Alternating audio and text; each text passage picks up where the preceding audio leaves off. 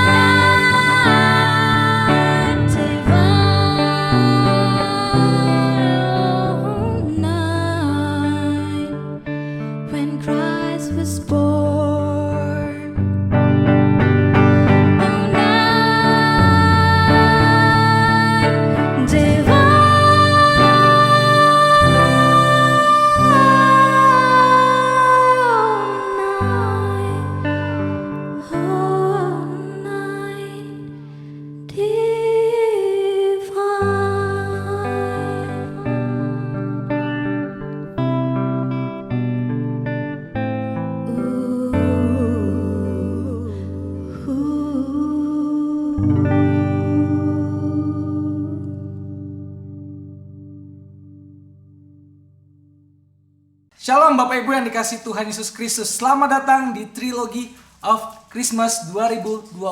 Seperti namanya, trilogi. Kami dan beberapa teman-teman yang lain akan membahas 3 bagian firman Tuhan dari kitab Injil yang berkaitan dengan tema Natal tahun ini. Dan hari ini saya akan memulainya dari Injil Yohanes pasal yang pertama. Bapak Ibu bisa membuka dari Injil Yohanes pasal yang pertama. Saya akan membacakan beberapa ayat buat Bapak Ibu sekalian, dan Bapak Ibu serta saudara sekalian boleh membaca dan mengikuti beberapa ayat yang akan saya bacakan. Injil yang menarik, Injil Yohanes berbeda dengan Injil yang lain. Dia tidak memulainya dengan pernyataan historikal atau silsilah atau peristiwa, tapi Injil Yohanes memulai pembahasan Injilnya dengan cara yang sangat-sangat filsafat sekali. Karena situ dikatakan pada ayat yang pertama, pada mulanya adalah firman. Yohanes menggambarkan bahwa Kristus adalah firman, the word of God. Dan itu dikatakan kemudian pada ayat yang pertama lagi, firman itu bersama-sama dengan Allah dan firman itu adalah Allah. Ayat yang kedua, pada mulanya ia bersama-sama dengan Allah. Segala sesuatu dijadikan oleh Dia, dan tanpa Dia tidak ada sesuatu pun yang telah terjadi dari segala yang dijadikan. Jadi Injil Yohanes menggambarkan Kristus sebagai Allah itu sendiri yang keberadaannya ada sebelum segala sesuatu berada, dan seluruh keberadaan di dunia ini tidak ada satupun yang ada tanpa dirinya, atau segala sesuatu yang ada di dunia ini ada karena dirinya. Siapa? Yesus Kristus. Di situ kita mendapatkan satu keterangan yang sangat lugas di mana Yohanes menyambut kelahiran Yesus Kristus sebagai Allah yang memulai segala sesuatu dan yang akan hadir di dalam dunia ini. Kalau kita baca secara keseluruhan pasal 1, kalau saya persempit lagi ayat 1, pasal 1 ayat 1 sampai yang ke-18, maka kita akan menemui Injil Yohanes mengawali Yesus yang adalah permulaan dari segala sesuatu, dan kemudian Yesus juga yang hadir di tengah-tengah umatnya. Kalau kita baca dari ayat 1 sampai 13, situ digambarkan bahwa Yesus yang mengawali segala sesuatu adalah digambarkan sebagai terang. Dan kemudian ketika dia hadir ke dalam dunia, ayat 14 dikatakan firman itu menjadi manusia. Di situ dikatakan dia penuh dengan kasih karunia. Ketika dia ada sebagai pencipta, dia dikatakan sebagai terang. Dan terang itu adalah hidup manusia. Kemudian ketika dia hadir ke dalam dunia, dia sebagai anak tunggal Allah yang penuh dengan kasih karunia. Disitulah kita melihat Bapak Ibu Saudara yang kasih Tuhan, bagaimana sebenarnya seorang Yesus Kristus yang adalah Tuhan dan pencipta, dia juga adalah Sang Juru Selamat yang hadir ke dalam dunia dan penuh dengan kasih karunia. Injil Yohanes kalau kita baca secara keseluruhan, kita akan mendapati bahwa ternyata Injil Yohanes memulai dan menggambarkan seluruh Injilnya terhadap 2 hal ini, yaitu Yesus sebagai Tuhan dan Yesus sebagai manusia yang penuh dengan kasih karunia. Nah, saya tidak membahas kasih karunia-Nya Yesus yang hadir ke dalam dunia, tapi kita mau sama-sama mengawali pembahasan trilogi ini dengan melihat Yesus sebagai terang. Kita hadir di 2020 ini dengan banyak sekali permasalahan. Bahkan bisa dikatakan bahwa 2020 ini adalah tahun terberat bagi kita semua. Karena apa? Di masa pandemik banyak orang kehilangan pekerjaan, banyak orang kesusahan dan segala macamnya. Dan di tahun 2020 di bulan Desember ini kita menghadapi Natal, mungkin masih banyak orang yang merasakan kesedihan hari ini. Tapi percayalah saudara sekalian, bahwa Yesus itu adalah terang. Bahwa Yesus itu adalah jawaban hidup kita. Kita mulai akan pembahasan kita hari ini dengan melanjutkan pembacaan kita dari ayat yang keempat. Dalam Dia ada hidup, dan hidup itu adalah terang manusia. Terang itu bercahaya di dalam kegelapan, dan kegelapan itu tidak menguasainya. Saudaraku yang dikasihi Tuhan, Yesus Kristus dikatakan sebagai terang, dan terang itu bersinar di dalam kegelapan dan kegelapan tidak akan menguasainya. Artinya Bapak Ibu, bagi kita saat ini, terang yang tidak dikuasai artinya sesuatu yang tidak akan pernah berpengaruh, sesuatu yang tidak terpengaruh oleh apapun, oleh keadaan dunia ini. Artinya Yesus Kristus adalah standar kehidupan bagi dunia ini. Mungkin kalau kita menyebut terang di dunia, mungkin banyak terang-terang di dalam dunia ini. Tetapi terang-terang yang ada di dunia ini, mungkin terangnya dikuasai kegelapan. Kita tahu banyak penasehat, kita tahu banyak sekali para filsuf, kita tahu banyak orang-orang bijaksana di dalam dunia ini. Tapi kemudian semuanya bisa saja jatuh. Oleh sebab itu, kekristenan selalu mengajarkan, selalu bergantung kepada firman Tuhan. Kenapa? Karena pembacaan firman Tuhan kita hari ini mengatakan bahwa terangnya tidak dikuasai oleh kegelapan. Hanya Yesus yang menjadi standar kehidupan bagi seluruh manusia. Bukan orang Kristen saja. Bukan. Karena di ayat yang ke-9 disitu dikatakan, Yesus yang digambarkan sebagai terang yang sesungguhnya yang menerangi setiap orang sedang datang ke dalam dunia. Jadi terangnya menerangi semua orang. Tapi ini masalahnya, ternyata orang-orang di dunia ini tidak semua yang menerimanya. Sehingga ini menjadi problematika. Kenapa terus masalah di dunia ini tidak pernah terselesaikan? Karena standar kehidupan mereka, terang kehidupan mereka itu dikuasai oleh kegelapan. Sedangkan Yesus Kristus tidak. Masihkah kita sampai detik ini, sampai saat ini mengandalkan firman Tuhan, mengandalkan perkataan Yesus Kristus, mengandalkan firman-Nya, mengandalkan Alkitab sebagai standar kehidupan orang percaya, sebagai standar kehidupan kita? Ini menjadi pertanyaan dan menjadi refleksi bagi kita di hari Natal ini. Bagaimana kita memaknai Natal sebagai momen kita kembali lagi merefresh diri, mengingat dan berefleksi apakah Yesus selama sepanjang tahun kita selalu menjadikan Dia sebagai Tuhan, ataukah hanya sebagai budak daripada seluruh permintaan-permintaan kita.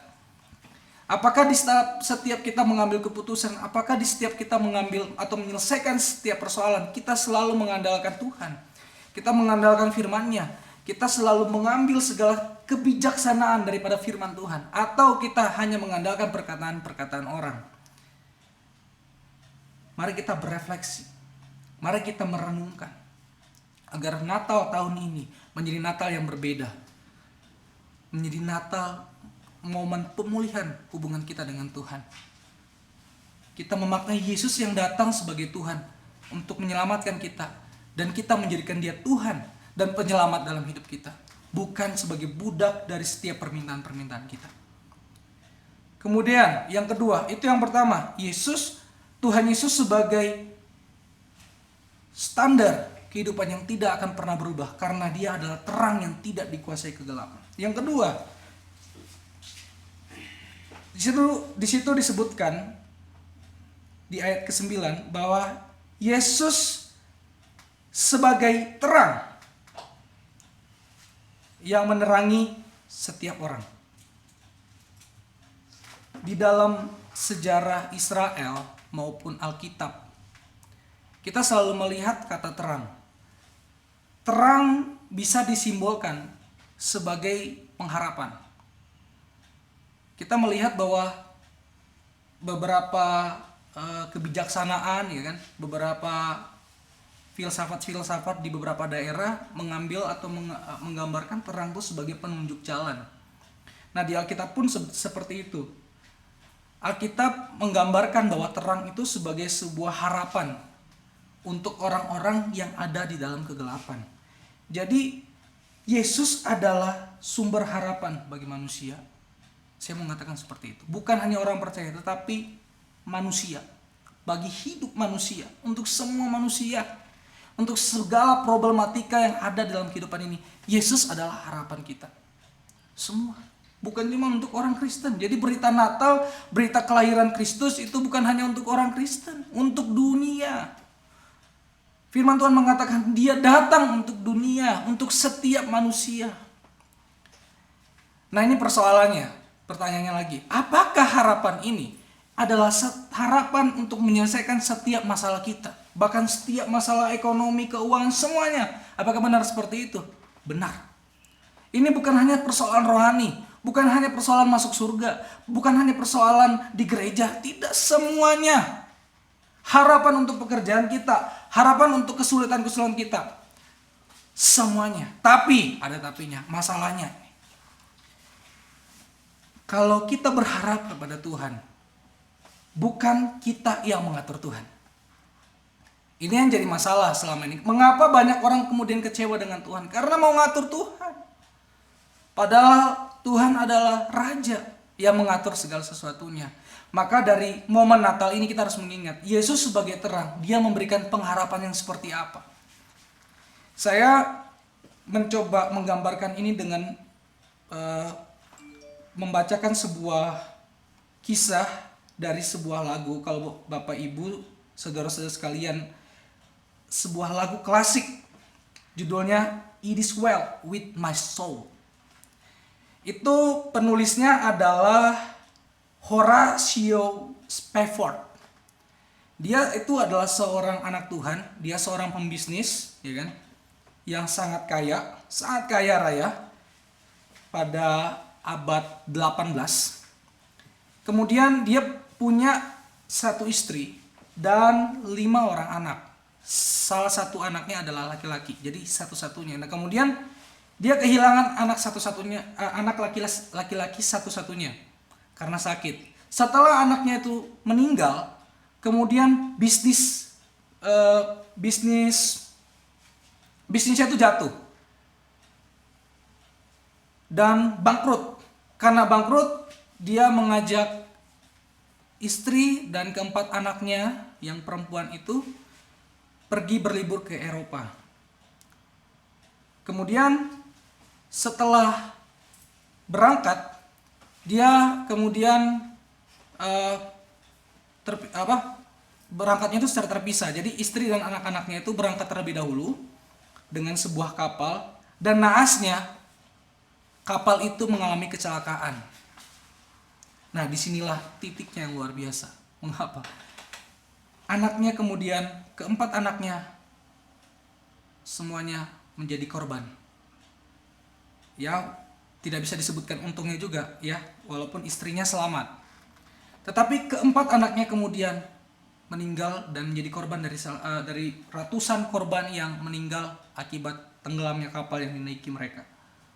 Nah, dari sinilah lagu ini dituliskan. Liriknya indah.